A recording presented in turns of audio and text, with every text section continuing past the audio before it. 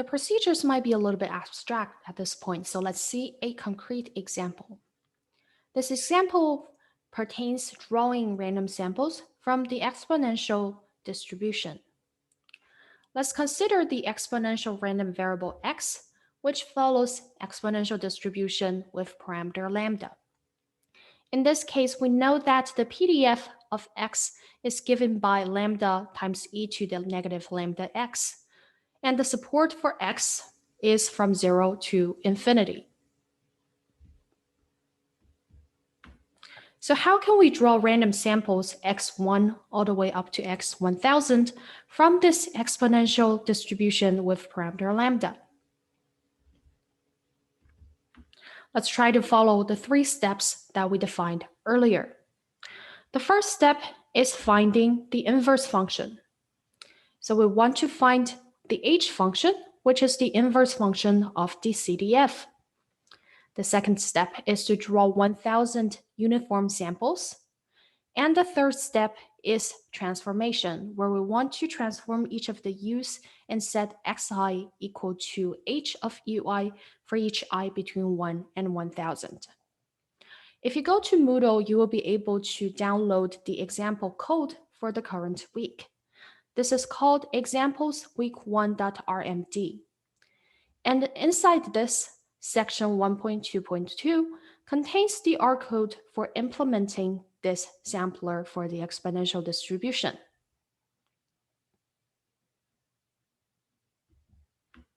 So let's take a look at our steps. In step 1, what we want to do is to find the inverse function of large fx, the CDF. However, at the current moment, we're just given the PDF for the exponential distribution. So let's first find what is the CDF for the exponential distribution.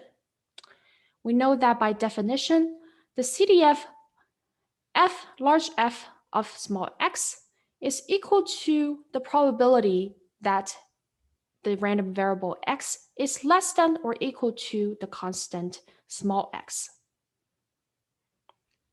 And this is equal to the integral from 0 to x of the PDF ft dt. And we can substitute the PDF over here by the exponential PDF. So it's going to be the integral from 0 to x of lambda e times e to the negative lambda t dt. And then you'll be able to find out that the CDF for the exponential distribution with parameter lambda is given by 1 minus e to the negative lambda x. You probably memorized this CDF already. Now that we have the CDF for the exponential distribution, let us try to find the h function. In other words, the inverse function of the CDF.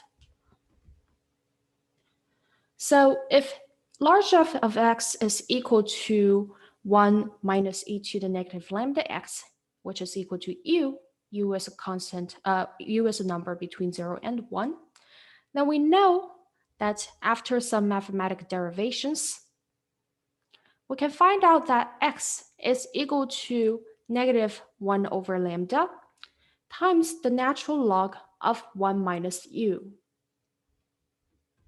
In other words, the inverse function, hu, is given by negative 1 over lambda times log 1 minus u. I use log over here to denote the natural log, but you can also use ln if you want.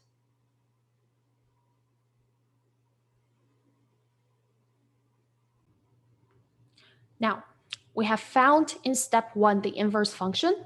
Now let's try to implement this inside R. So here's the R function for this. This is a function that takes input u and lambda, which are denoted by u and lambda.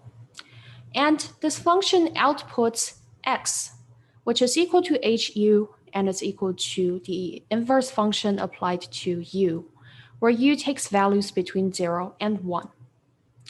So you can see that to create a function, we first specify the inputs. So the function name is h, the inputs are u and lambda. And then we say x is equal to h of u, which as earlier we have discussed is equal to -1 over lambda times the natural log of 1 minus u. And this function outputs x. In step 2, what we want to do is to draw 1,000 uniform samples. This can be done by using the RUnit function. We can say in R that we want a vector u to be equal to RUnit with n equal to 1,000. By default, the minimum and maximum values are 0 and 1, so we don't have to specify them over here. After running this step, u will be a length 1,000 vector, and here are the first few entries of it. You can see that all of these numbers generated are between 0 and 1, and this prints the first few entries of it. Okay, so now we're done with setting the inverse function, which is step 1, and drawing 1,000 uniform samples in step 2. Let's move on to step 3, the transformations. In step 3, we want to set xi equal to hui for each of the i's between 1 and 1,000. In other words, we want to set x1 equal to the h function applied to u1, the first uniform sample we draw. X2 equals h of u2, etc., all the way to x1000. So let's try this with a given lambda parameter, say lambda equals 1. We first say in R that our lambda parameter is equal to 1, and then we can apply the h function we defined earlier in step 1 to the u vector, which are the 1,000 draws we obtained from the uniform distribution, and then we also give the lambda parameter in this case. After this, you will be able to obtain a vector x that has 1,000 entries, and each of them will be the u transformed this way. Let's take a look at the first few entries of x. You can see that these are random numbers that are greater than 0. So let's take a look at these random samples we just created. How does the distribution of these random samples, large x, compare to the theoretical distribution of exponential with lambda 1? So here's the R code and the R output for implementing these. First, I'll create a histogram of x. So x is the vector 1,000, length 1,000 vector that we just obtained in step 3. And by setting frequency equals f, we tell R that we want to plot the density instead of the frequency in the histogram. So that gives us the empirical density. On top of this, we want to overlay the PDF for exponential 1, which is the theoretical density. Of course, we can compute it from scratch using the PDF, plugging in lambda equals 1. However, for here, let's use the built-in function in R for the exponential distribution, and that's called dexp. So d in this case stands for density. We first create a vector of sequence of numbers, xx, between 0 and 6 with increment of 0.01. And then for each of these xx, we calculate fx, which is the exponential density for the given x value. We use the dx function plugging in xx and specify that the rate, in other words, lambda, is equal to 1. So in this case, we have the possible x values and the corresponding density for each of the values. We do lines to overlay this line for the theoretical density on top of the earlier histogram we created. So the x coordinates will be x, the possible values, xx, and then the y coordinates will be fx, which is the theoretical density given each of these x-axes.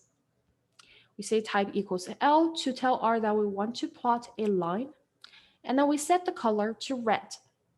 So you can see that the red curve over here is the theoretical PDF curve for the exponential distribution with lambda 1. And as you can tell, the samples we draw follow a distribution that is quite similar to this theoretical distribution, which is great.